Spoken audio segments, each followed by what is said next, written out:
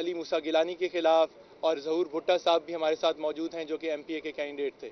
आज हम सिर्फ मुख्तसर बात करेंगे, लेकिन हम मीडिया को बताना चाहते हैं कि क्या वाक़यात हुए, क्या बातें हुई। मैं पहले दरख्वास्त करूंगा मेहरबानों से कि वो अपने हलके के बारे में बात करें, फिर मैं करूंगा, फिर उसके बाद ज़हूर भुट्टा साहब भी करेंगे। बिस्मिल्लाहिर्रहमानिर्रहीम, अस्सलाम वालेकुम। आप सबका बहुत शुक्रिया। मैं बात को मुख्तसर रखूंगी। आपके सामने है कि आज सुबह को मैंने अपने मुकम्मल फॉर्म 45 जो हैं वो एक गूगल ड्राइव पर डाल के अपलोड कर दिए हैं, और उसके साथ साथ जो हमने रिज़ल्ट टैबुलेट किया है, जो आप सब चेक कर सकते हैं, उस पोलिंग स्टेशन के साथ फॉर्म 45 चेक कर सकते हैं और उसका रिज़ल्ट चेक कर सकते हैं, और अपना खुद आप हिसाब करके उसको टोटल भी कर सकते हैं। तो हमारे हिसाब के मुताबिक PTI को 83,524 वोट्स पड़े, पीपल्स पार्टी को 78,033, PMLN को 71,317, और रिजेक्टेड वोट्स, और ये बहुत अहम है नुक्ता, रिजेक्टेड वोट्स फॉर्म 45 के मुताबिक 4,93 हैं। फॉर्म 47 जो ECP ने अपनी वेबसाइट पे अपलोड किया है उसके मुताबिक नताइज इस तरह हैं। PTI 71,649 votes, PPP 79,080 votes, PMLN 71,463 votes, और रिजेक्टेड वोट्स जो हैं वो हैं 16,555। इन दोनों में बहुत बड़ा तजाद है। जैसे कि आप जानते हैं कि फॉर्म 45 की जो जमा होती है उनको कुल करके तो फॉर्म 47 जारी किया जाता है। फॉर्म 47 और फॉर्म 45 में इतना बड़ा तजाद या कोई भी तजाद नहीं हो सकता, मुमकिन नहीं है। तो मैंने इसलिए ये अपलोड किया है कि आपके सामने है। मैं कल RO साहब के पास गई एक दरख्वास्त लेके कि वो रीकाउंट करें, क्योंकि ज़रूर उनसे कोई गलती हुई है। बहरहाल मुझे कोई ना मिला। आज मैंने अपलोड कर दिया है, आप खुद भी देख सकते हैं, आप खुद भी गिनती कर सकते हैं। मेरा यकीनन ये मानना है कि उन्होंने ये जानबूझकर नहीं किया, ये क्लरिकल एरर है, और मेरी उनसे दरख्वास्त भी यही है कि आप देखिए ये फॉर्म 45 सारे मौजूद हैं, हमने अपलोड कर दिए हैं, आप दोबारा टैबुलेट करें। ये आप जो क्लरिकल एरर है, जो आपने गलती की है, इसको दुरुस्त करें। और मुझे पूरी उम्मीद है कि इलेक्शन कमीशन ऑफ पाकिस्तान इसको संजीदा लेगी और वो ज़रूर नज़रसानी भी करेगी, और इंशाअल्लाह NA 151 का मुंतखब MNA मुझे ही डिक्लेयर करेंगे, क्योंकि मैं ये इलेक्शन जीत चुकी हूँ। अब मैं चाहूँगी कि तैमूर मलिक साहब आपको अपने हलके के बारे में बताएं, क्योंकि यहाँ पर एक पैटर्न है। एक पैटर्न के तहत जो है रिजल्ट्स में या गलतियाँ की गई हैं या जो रिजेक्टेड वोट्स हैं वो बहुत ज़्यादा हैं। पाकिस्तान में, आप सवाल बाद में कीजिएगा, पाकिस्तान में ये सबसे हाईएस्ट रेट है ऑफ रिजेक्शन वोटों का। तो तैमूर आप बताइए आपके हलके के बारे में। जी, देखें, मेरे हलके के बारे में तो बड़ा सिंपल सी बात है। आप जहां इस वक्त मौजूद हैं, जिस पोलिंग स्टेशन के अंदर मौजूद हैं, आप जिस एरिया में, यहां से मुझे यहां की आवाम ने एक पोलिंग स्टेशन पे 767 वोट दिए, और सिर्फ 13 वोट यहां पे रिजेक्ट हुए, जो फॉर्म 45 हमने रिसीव किया बहादुरपुर में। जो कल फॉर्म हमें RO ने दिखाया, और बहुत बहस के बाद फाइनली रात को, मैं कल 11 घंटे RO के ऑफिस के अंदर मौजूद रहा, जैसे कि आपको पता है। उसके बाद जब उन्होंने हमें फॉर्म्स दिखाए, तो जो उनके पास फॉर्म था उसमें मेरे वोट अपने घर के पोलिंग स्टेशन से उन्होंने 67 कर दिए हुए थे, और 713 रिजेक्टेड थे। यानी कि मेरे वोटों के आगे से 7 हटा दिया, और जो रिजेक्टेड वोट्स का कॉलम था उसमें 7 ऐड कर दिया। इतनी बेहुदा किस्म की तो धांधली करने की कोशिश की है। मैंने इसीलिए पहले भी कहा है, अभी भी कह रहा हूँ, गिलानी साहब आपके साथ हाथ हो गया। जिसने भी ये आपके लिए किया है, आपका वो कोई हमदर्द नहीं है। आप सेनेट की सीट ना छोड़ें, सेनेट की सीट से भी जाएंगे, और कानूनी तौर पे ये सीट तो आपकी है ही नहीं। सो अब जहाँ तक बात है ओवरऑल सिचुएशन की, इन्होंने फॉर्म 47 में दिखाया है कि जी 12,665 वोट मेरे हलके में रिजेक्ट हुए हैं। हमारे पास जो फॉर्म सारे मौजूद हैं वो उससे मुताबिकत ही नहीं रखते। लेकिन क्योंकि मेरी जो इशू है इस वक्त लीड का, वो सिर्फ 293 या 330 वोटों का है, इसलिए मैं कह रहा हूँ मेरा तो सिर्फ एक घर का पोलिंग स्टेशन ये खोल लें तो मामला वहीं पे ख़त्म हो जाएगा। सो आज नहीं होगा, चंद दिनों में हो जाएगा। सो ये बड़ा क्लियर मामला है, और इसके ऊपर इंशाल्लाह ये आवाम की जो सीट है आवाम के पास ही रहेगी। मैं आप लोगों ने जिन्होंने वोट डाला है, आपके वोट की और अपने हक के ऊपर पूरा कानूनी पहरा दूंगा, और इसके बाद मैं कानूनी बात भी करूंगा लाएअमल की, जो हम सब करेंगे। तो ये बात। सो ज़हूर भुट्टा साहब, MPA के उम्मीदवार थे और अपने इलाके से इनके भी फॉर्म 45 के मुताबिक ये मुंतखब हुए हैं, लेकिन जो इलेक्शन कमीशन की आर ओ की जो सिचुएशन है वो उसके बरक्स है। इसके ऊपर ये कुछ बात करेंगे। बिस्मिल्लाहिर्रहमानिर्रहीम, इय्याका नअबुदु व इय्याका नस्तईन। मेरे दोस्तों, बड़ी अजीब सी बात है कि मेरे यहाँ वहाँ पे जो टोटल वोट कास्ट हुआ है वो 1,26,785 है, जिसमें फॉर्म जो मुझे मेरे सारे के सारे 162 पोलिंग स्टेशन है मेरे PP 218 के, और उसमें जो मुझे वोट मिला है वो 55,529 है। और जो मेरे मुखालिफ उम्मीदवार को वोट मिले हैं, जो मेरे पास रिजल्ट इकट्ठे हुए, उनके मुताबिक 43,890, और उनमें जो रिजेक्टेड वोट थे वो सिर्फ 1,505 थे। अब इस सूरत हाल में मेरी जो लीड बनती थी, जो मेरे इजाफी वोट बनते थे, जो जिनसे मेरा मार्जिन था, जिनसे मैं जीता, वो 11,639 जो है वो वोट थे जो मुझे ज़्यादा मिले।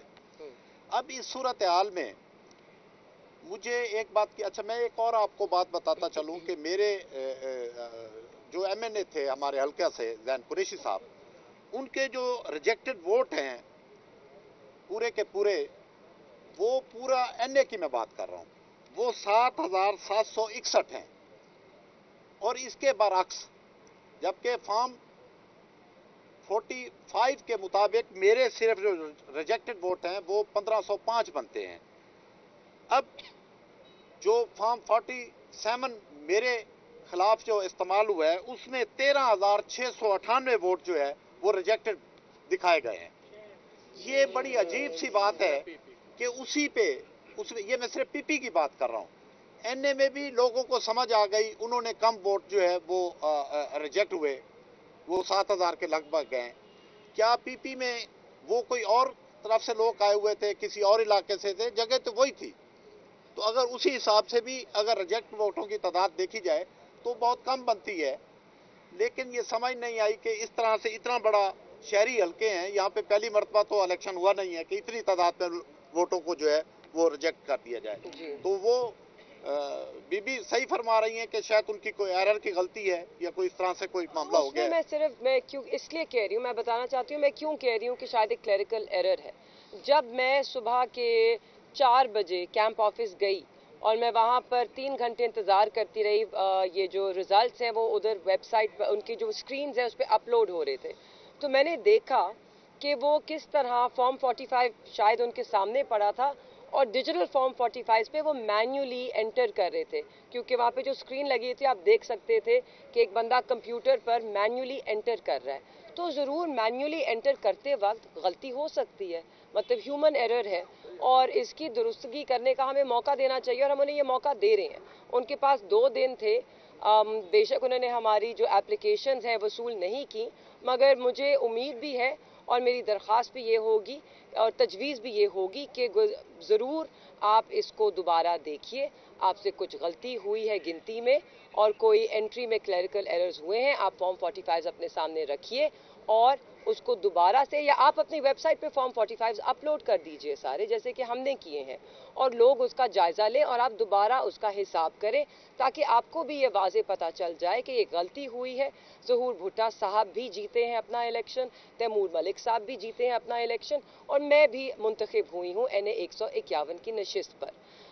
और मेरी एक और दरख्वास्त भी है, जो हमारे मद्दे मुकाबिल थे जिनको इस वक्त डिक्लेयर किया गया है कि वो जीते हैं, उन्हें सियासी पुख्तगी का मुजाहरा करना चाहिए, ख़ास तौर पे मूसा गिलानी साहब को। वो मेरे मद्दे मुकाबिल हैं, वो जानते हैं कि अगर वो 7,000 से जीते हैं और 16,000 रिजेक्टेड है और ये फॉर्म 45 इसके बरक्स बात कर रहा है, तो सियासी पुख्तगी इसी में है कि आप दिल बड़ा करें और आप इसे कबूल कीजिए। आप फॉर्म 45 अपने सामने लेकर आएँ अगर आपके पास कोई फ़र्क नताइज है या आपकी कैलकुलेशंस फ़र्क है, और आप बड़े दिल का मुजाहरा करते हुए अपनी हार कबूल कीजिए।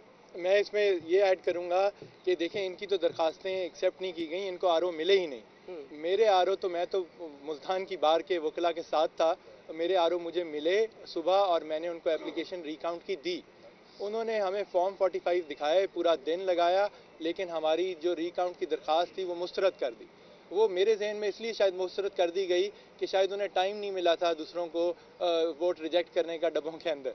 अभी सिर्फ फॉर्म 45 में ही कुछ तब्दीलियाँ की होंगी जो उनके पास मौजूद हैं। और इसलिए ये भी ज़रूरी है, हम जो शुरू से बात करते आए हैं कि अदालती निज़ाम की तरफ से, इदारों की तरफ से रिटर्निंग ऑफिसर होने चाहिए थे। ये सिविल ब्यूरोक्रेसी के जो मातहत आरोज थे, वो ये दबाव सीनियर ब्यूरोक्रेसी का या दूसरों का बर्दाश्त शायद नहीं कर सकते थे और नहीं कर पाए। सो आइंदा के लिए जुडिशरी से आरोज आना बड़ा ज़रूरी है। अब बाकी आप बात नहीं, मैं एक आखिरी नुक्ता आपके सामने पेश करना चाहती हूँ, क्योंकि वो ज़ैन हुसैन कुरैशी मेरे भाई के हलके से है, तो मुझे मालूम है कि मुझे ताज्जुब इस बात पे भी है, हैरत इस बात पर भी है कि सारे फॉर्म जो कंक्लूसिव रिजल्ट, हतमी नतीजा है, वो हम लोगों के हलकों में दे दिया गया है जहाँ पे मुतनाज़े है, जहाँ पर हम कह रहे हैं कि दोबारा रिकाउंट कीजिए, ये ठीक नहीं है। मगर ज़ैन हुसैन कुरैशी NA 150 से जो मुंतखब हुए हैं, 50,000 वोट की उनकी लीड है, वहाँ पर अभी तक हतमी नतीजा नहीं दिया गया, ना उन्हें कंसोलिडेटेड रिजल्ट दिया गया है, ना वेबसाइट पे अपलोड किया गया है। तो ये एक हैरत की बात है कि जहाँ पर एक कैंडिडेट जीता है, भारी अक्सरियत से जीता है, वहाँ पे कोई कंटेस्ट भी नहीं कर रहा, वहाँ पे आपने अपलोड नहीं किया रिजल्ट, ना ही उनको दिया है। और जहाँ पर 3 कैंडिडेट्स हैं जो कि चैलेंज कर रहे हैं इस रिजल्ट को, नतीजे को, वहाँ पे आपने उजलत में वो फॉर्म 49 भी इशू कर दिया है। अब इसके ऊपर हम आगे की बात करेंगे कि आगे का लाएअमल क्या होगा, क्योंकि हमसे काफ़ी सारे लोग ये पूछ रहे हैं। देखें, हम मेरे केस में तो कल हमने सैटरडे को हाई कोर्ट में रिट दायर कर दी थी इस सारे मामले से पहले। गिलानी साहब का जो नोटिफिकेशन फॉर्म 49 इशू हुआ है उससे पहले, तो हमें उम्मीद है कल हाई कोर्ट उसको टेकअप करेगी और मामले को आगे चलाएगी। हमारे बाकी सारे मामलात में इलेक्शन कमीशन ऑफ पाकिस्तान इसका मजाज है हम इन चीज़ों को देखने का, और हम इन तीनों हलकों के लिए अदालतों के पास भी जा रहे हैं और इलेक्शन कमीशन के पास भी जा रहे हैं। इंसाफ में थोड़ी सी देर हो सकती है, लेकिन ये मुस्तकिल देरी नहीं हो सकती। और हमें उम्मीद है कि जो इतने वाज़े फ़र्क हैं फॉर्म 45 के अंदर, तो ये तो एक अदालती निज़ाम को शायद, क्योंकि ये वाक़यात पूरे पाकिस्तान में भी हुए हैं, तो हो सकता है कि वैसे भी इसका कोई मजमूई तौर पे भी कोई सलूशन निकल आए। और आप ये भी याद रखें, पाकिस्तान में कहीं पे भी अगर आला अदलिया ने इस तरह के फॉर्म 45 की डिस्क्रिपेंसीज के इशू के ऊपर कोई मुस्बत फैसला दे दिया, चाहे वो हमारे हलकों से हो चाहे किसी और के लिए हो, तो उसका असर सब पे पड़ेगा इंशाल्लाह। सो ये है। अब जहाँ तक बात है कि अवाम क्या करना चाहती है, क्या कर रही है, हमारे हलकों के अवाम जो हैं, बल्कि मुल्तान पूरे के अवाम, वो इस वक्त ज़ाहिर है चाहते हैं कि उनके मुंतखब नुमाइंदे पार्लियामान में जाएं, हलफ उठाएं। हम भी यही चाहते हैं और हम आपसे सिर्फ ये कहेंगे कि इस वक्त पुरअमन रहें, कोई ऐसी चीज़ ना करें जिससे किसी और को कोई बहाना मिल जाए कुछ करने का। अपने आप को तकलीफ़ में ना डालें, ना हम चाहते हैं आप तकलीफ़ में आएँ। आपके हक का, आपके वोट का दिफा करना, आपने हमारे पे एतमाद किया है, हमारे पे भरोसा किया है, इमरान खान का साथ दिया है। अब आगे इसकी कानूनी जंग लड़ना, सियासी जंग लड़ना हमारे पे फ़र्ज़ है। सो वो हम काम करेंगे। आप पुरअमन रहें, जहाँ पुरअमन एहतजाज देने की ज़रूरत होगी हम आपको उसका बाकायदा बताएंगे, लेकिन पुरअमन तरीके से करेंगे। मगर मेरा मानना है कि इस वक्त ये जो जंग है ये हम अदालत में लड़ेंगे, सड़कों पे नहीं। इस वक्त हमें ज़रूरत है कि हम जोश से नहीं होश से काम लें और ये अदालती कार्रवाई मुकम्मल होगी और इंशाअल्लाह हम सबको इंसाफ भी मिलेगा इंशाअल्लाह। और आखिरी बात मैं इसमें ये करूँगा, देखें अवाम सारे मिलना चाहते हैं, हमसे बात करना चाहते हैं, हम भी यही करना चाहते हैं, लेकिन हम ये नहीं चाहते कि हमारी तवज्जो जो है इस वक्त जो लीगल प्रोसेस है और वो काफ़ी टेक्निकल होता है, ज़ाहिर है इन सारे अपने फॉर्म 45 कैलकुलेशंस और जो तरीक़ेकार वाज़े किया जा रहा है, तो मेरी ये दरख्वास्त है और ये हम सब ये चाहते हैं कि हम अगले दिनों में उस चीज़ पे फोकस करें। हमारा सीट लेना मकसद है, इस वक्त कोई हवा बनाना या मीडिया में उछालना चीज़ों को, उससे हमें कुछ नहीं मिलेगा।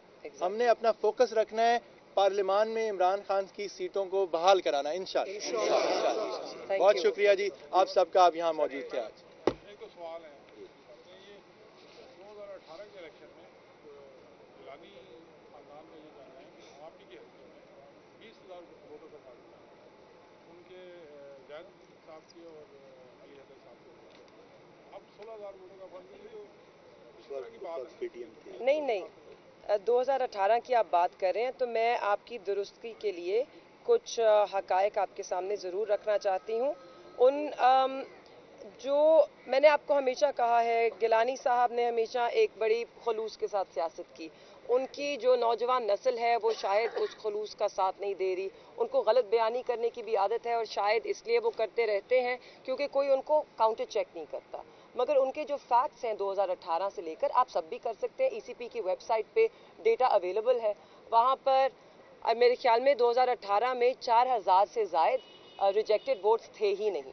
उनकी लीड उसकी डबल थी। मेरे भाई कोई 7.5 ऑलमोस्ट 8000 के वोट से जीते थे और उस वक्त भी उन्होंने यही बड़ी दिली का, फराख दिली का मुजाहरा किया था और उन्हें कहा था कि आइए हम रिकाउंट करवाते हैं। रिकाउंट हुआ और जब रिकाउंट हुआ तो उनके ज़्यादा, मेरे ज़ैन हुसैन कुरैशी के ज़्यादा वोट निकले और इसलिए उस वक्त फिर मूसा गिलानी साहब वहाँ से पतली गली लेकर निकल गए और उन्होंने सामना ही नहीं किया। तो बयानिया बनाना एक और चीज़ होती है, मगर बयानिया अगर हकायक पे मबनी हो तो उसको बयानिया कहते हैं, वरना नहीं तो उसे हवा में बातें बुलाया जाता है। और मैं इस पे अच्छी बात की कि आप दोनों ने कि हम ये जो जंग है अदालतों में लड़ेंगे और भरपूर तरीके से लड़ेंगे और आवाम से पूरा लड़ने की। अगर अदालतों से भी आपके हक में फैसला नहीं आता तो फिर आप क्या अमल? देखें, आप ये इस बात पे गौर करें कि हम इमरान खान साहब के लिए या शाह महमूद कुरैशी साहब के लिए इस वक्त अडियाला के बाहर क्या लाखों लोग का इज्तिमा है, को प्रोटेस्ट करके रिलीफ ले रहे हैं। आपको पता है कि मैं उनका वकील भी हूँ उन केसेस के अंदर। जो हम इंसाफ ले रहे हैं, साइफर जैसे केस में हमें बेलें मिली और अभी भी हम अपील में जा रहे हैं, हम अदालतों का दरवाज़ा खटका रहे हैं। और इमरान खान साहब का और शाह महमूद कुरैशी साहब का भी ये वाज़ेह मौक़िफ़ है कि हमने पुरअमन तरीके से अदालती निज़ाम के ऊपर भरोसा करते हुए इस चीज़ को आगे लेके चलना है और हम वही करना चाहते हैं। हम ये बात सोचना ही नहीं चाहते कि हमें अदालतों से इंसाफ नहीं मिलेगा, हमें किसी अदालत से नहीं मिलेगा तो हम उसके ऊपर अपील में जाएंगे। जी, बातों से ये वाज़ेह हुआ कि आरओ का आपने कहा कि जो आरओ थे आपने कहा जुडिशरी से लेने चाहिए थे, ब्यूरोक्रेसी से नहीं लेने चाहिए थे, जो आपने पहले भी मौक़िफ़ रहा है। तो आप समझते हैं कि आप इस पे अदम एतमाद करते हैं आज की सिचुएशन के मुताबिक, या आप इन पे एतमाद करते हैं? ये इसका जवाब है। जी देखिए, एक बहुत बड़ा सवालिया निशान इस वक्त इलेक्शन कमीशन ऑफ पाकिस्तान और उनके चीफ सिकंदर सुल्तान राजा पे ज़रूर है। उनको सिर्फ एक ही उनकी जिम्मेदारी थी, वो था शफाफ इलेक्शंस करवाना। और उसमें आपके सामने है, फैफिन की भी रिपोर्ट है, बाकी जो यहाँ पर बैरून मुल्क से ऑब्जर्वर्स आए थे, जितने इलेक्शन मॉनिटर्स थे और जितने ममालिक हैं बैरून बाहर के, ख़ास तौर पे स्टेट डिपार्टमेंट ऑफ अमेरिका, उनका भी इस पे रद्द अमल आया है। वो सब शफाफियत पर इस इलेक्शन की सवाल उठा रहे हैं। इस वक्त पूरी दुनिया में इस इलेक्शन की बात हो रही है कि इसमें ना कोई शफाफियत थी, ना ये मुनसिफाना इनको करार दिया जा सकता है और उन सब ने ये मुतालबा किया है कि एक इन्वेस्टिगेशन हो। अब हमारे कुछ सवाल ज़रूर हैं कि एक ईवीएम सिस्टम करोड़ों रुपए का ख़रीदा गया जो कि ऑफलाइन भी चलना था, तो क्यों वो सिस्टम कोलैप्स किया, क्यों नहीं चला? और इंटरनेट की बंदिश क्यों लगाई गई, पीटीए ने टेलीफोन लाइंस क्यों बंद की गई? ये सब ईसीपी की जिम्मेदारी थी कि वो इंश्योर करते। हालांकि आपके सामने है 8 फरवरी का जो इन्वायरमेंट था, जो माहौल था, बहुत पुरअमन, बहुत ही अच्छा था। हर कोई खुशी खुशी, पोलिंग स्टेशंस पे एक बहुत ही खूबसूरत माहौल था। आपका दिल खुश हुआ, उस वक्त लग रहा था कि वाकई जो ज़र्ब हमारी जमहूरियत पे लगी है, आज हम उस पर मरहम रखने जा रहे हैं। पुलिस एहलकार से लेकर प्रिजाइडिंग ऑफिसर्स, पोलिंग एजेंट्स, मुखालिफ जमातों के वोटर, हमारे वोटर, सब एक बहुत ही खलूस से, खुशियों के साथ वहाँ पर अपना जो उनका हक है वोट देने का, उसको एक्सरसाइज करने आए थे, उसको इस्तेमाल करने आए थे। तो बहुत ही दुख हो रहा है इस वक्त कि उस अमल के मुकम्मल होने के बाद जो किया गया, या जिस तरह इलेक्शंस के रिजल्ट रोके गए, क्यों रुके? 1 बजे तक रिजल्ट आ रहा था, क्यों रुकना बंद हुआ?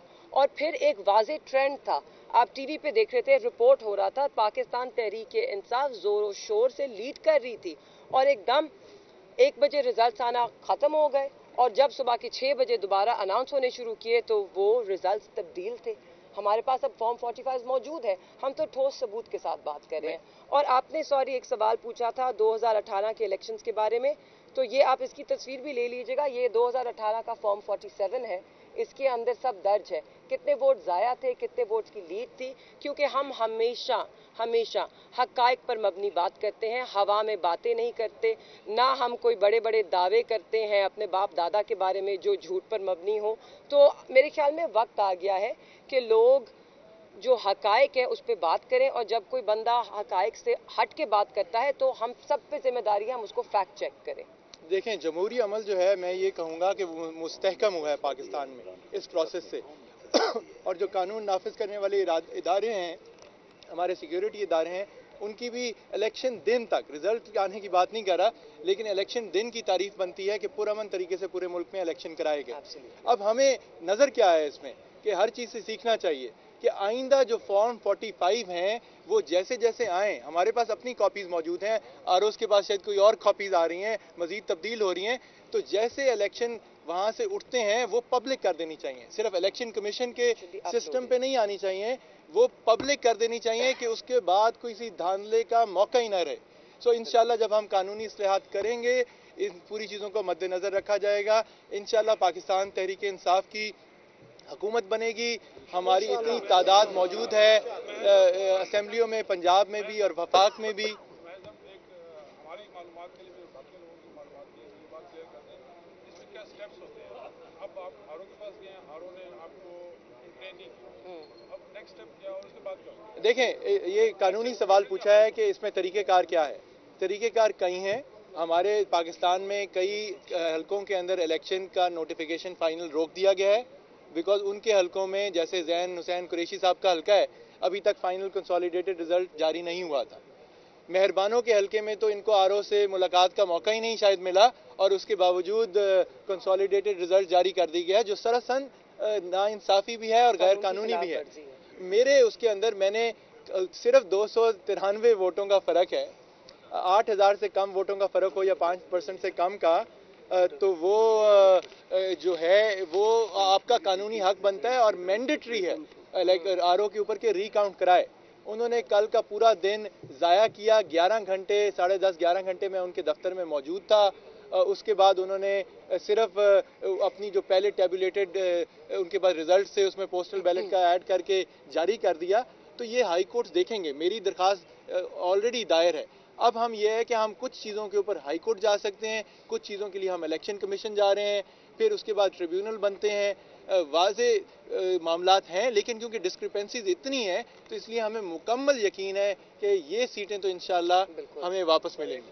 और एक और चीज़, 45 जो है वो आपने टैली कर ली है, कल आप सारा दिन वहाँ मौजूद रहे, आपने दीगर जो आपके उम्मीदवार थे जो कि हारे हैं, क्या आपने उनके साथ? जी, देखें, मैं सारी कानूनी स्ट्रेटजी इस वक्त नेशनल मीडिया के सामने तो नहीं हम बताएंगे, ठीक है, लेकिन जाहिर है हमने वो सारा कुछ किया है। कल जब मैं वहाँ मौजूद था तो गिलानी साहब के बेटे सारे मौजूद थे, वहाँ पे अहमद हुसैन देर साहब के वकील मौजूद थे, दूसरे उम्मीदवार खुद कहीं मौजूद थे, तो बिल्कुल सारा कुछ सबके सामने बातें हुई हैं। सब गवाही देंगे कि वहाँ क्या हुआ है, और हम समझते हैं कि इस मामले को देर नहीं लगेगी। इसलिए मैं बार बार कह रहा हूँ, गिलानी साहब एक साबिक वज़ीर आज़म है, एक मोतबर सियासतदान है खुद, उनको उनके पास सेनेट की सीट है, उनको वो रखनी चाहिए। ये सीट तो लटकती रहेगी हवा में।